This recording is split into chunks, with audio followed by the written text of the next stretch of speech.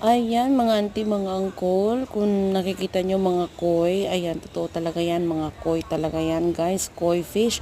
And this is how they feed the fish. O, diba, napaka-unique. Akala natin yung tapon-tapon ng mga feeds. Hindi. Dito, nilalagay nila sa bottle, tas sinisip-sip ng mga ng mga koi fish. Marunong pala sila, no? Parang mga baby ba na pinadede. Oo, marunong pala sila magdede. O, tingnan nyo naman yan. Only in Thailand, guys. O, diba? Ang dami nila, tas ang lalaki, tas maraming kulay, ang dami-dami nila, oh, 'di ba? Ayan, lumaki sila sa mga ganyang klaseng pagpakain sa kanila.